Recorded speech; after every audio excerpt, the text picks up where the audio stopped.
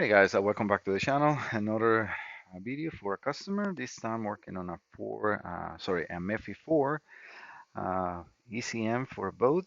This is 8.1 Volvo Penta MEFI 4 computer. I have the computer running. Everything is working normal. Right now I'm around 4,000 RPMs. This is a bash firing ECM. So we have the way I have it connected. We have bank one on my injector number 2, and then bank 2 on injector number 6. They're both matching each other 3.5 milliseconds, which is perfect. I also have one of the EST signals. This computer uses 8 coils, one per each, obviously, cylinder, and I only have 6 because this is the way this simulator is. So I definitely have some faults because of that, but I actually like to do that because then I can see the logic of the computer, make sure that it can get faults. The fuel pump is on, everything is good. Then the next channel I have connected is just the tachometer signal, which is very important on the boats. I also have using this multimeter to check the fiber reference, which is great. I have my trusty tool for the IEC, and then this is just a substitute value for the coil, for one of the coils, and it's working good. This is for uh, Engle's Holiday Harbor. They are located, let me just see. Yeah, Engle's Marine or Marina. Let me just make sure I can read all the information in here. Yeah, he said that the engine blew up at 3,800 RPM and they want to have a full diagnostic report. In case I find something, they want to have a printout with the results back for the engine builder. Um, and this is in Millsboro, PA. And the rest is just a conversation in between he and I. Millsboro, PA. I got the phone number, which I don't want to show. Nope, that's it. All right, so what I want to show right here is I have the same signals that I described. So two injectors on the tab, one of the ESD signals, which is a 0 to 5 volts, usually on these ones. So, and then the tachometer, let me just make sure it's a 0 to 5 or 0 to 3, because it looks like it's a 0 to 3.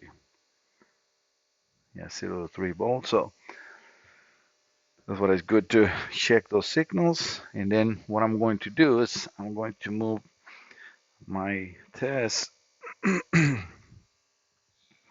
here to check one of the other ones because I can do that. Let me just stop the video 1 second because as you can see I'm in one of the outputs 1, so let me move it to 2.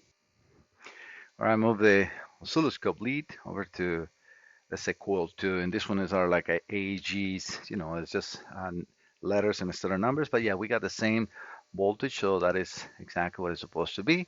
It's a 0 to 3 volts activation on the ESC signal for the coils, and that is indeed good. Both injector drivers are perfect. I don't see anything that I can consider a problem. I can see good oscillations. I can change the time base because the way I have this, let me just change also, well, no, actually the recording, let me change the sample rate so we can get a little more information on those waveforms. Yeah, the most sample rate that you give, the better you can see the whole data. And we can stop this one to analyze, but yeah, we can see oscillations on the two waveforms. Yeah, can I go back to or down to 10 because there's 0 to 12 volts. I mean, it's battery voltage to pull to ground, and we can measure that. So it's around, yeah, they're pulling perfectly to 0, which is great. That means the drivers inside the computer are really, really good. I can do a zoom in here. So I can put it in better location. And let's do the same thing on bank 1. And reduce this in here. Because yeah, sometimes you put them and it's like in there, I was not in the exact line. Right now it's in the exact line. So yeah, we got 126 or so. Again, it's very hard to put it exactly, but yeah, 100 millivolts, that's a perfect driver. Nothing wrong with that. So those are good.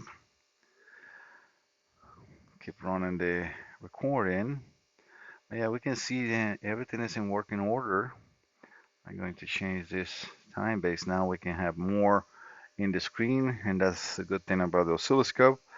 I'm going to drop the RPM to idle. I was in 4,000 RPMs, which is good, nothing abnormal. I was trying to see if I get any double firing, which is not uncommon on these computers when the drivers on the injectors get bad.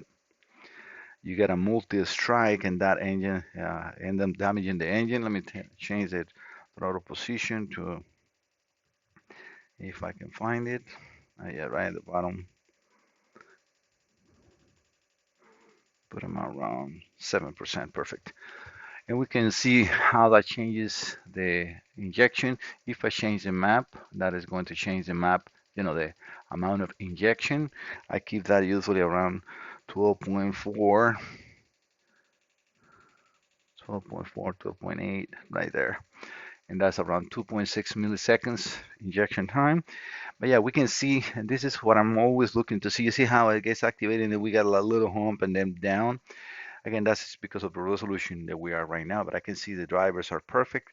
Nothing wrong with the ESC. Everything on the computer is working 100%. So this is a test for a known good computer. This computer has 491.1 hours. And we have also logged the hours on different RPMs, which is nice about this manufacturer.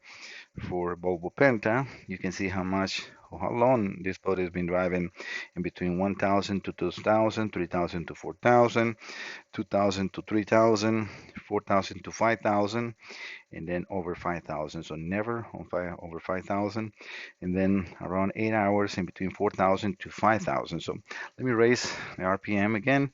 Let me just get those two pits. That's are important. So let's take that one and then the throttle position so we can see that from the distance as I'm change those. All right, so that's better now for you guys to see. Since I'm, operating a simulator knob, I gotta raise the RPM first. So I'm gonna put them in like around 4,500 RPMs. Make sure there's nothing wrong with that. Perfect. And let's rate the throttle position around 60%. Again, those are control values that I can do here. Everything is normal, and that changes the injection milliseconds. But we can see there is indeed a clean injection time. For now, we got a lot of strikes on the injectors, again because of what I have as far as time base on my oscilloscope. But everything is working good, nothing abnormal. I'm going to just keep it in here for a while. I'm going to make sure that nothing cuts up. It works good. Let me see if I have running time. I don't think in the MEFI 4 they show the running time. I will just have to go with what we have and what the hours are going to change. So that's also have to change. Well, actually it does. It's right here. So engine running time almost 14 minutes, and it's going up normally, which is exactly what we're looking for, because I have seen, when the calibration on the computer goes bad, you start seeing time that you're running for 1 minute and it goes up 1 hour, and that is I check some error inside the computer, but not the case in here. So again, Robert, all is good on this computer. I'm gonna keep it running for at least an hour. If I see anything, I will record another video in case I find something. But if it runs good like this for all the time, then it's a good computer and you will be safe to put it back into the boat. Thank you so much for your business. Looking forward to help you in the future.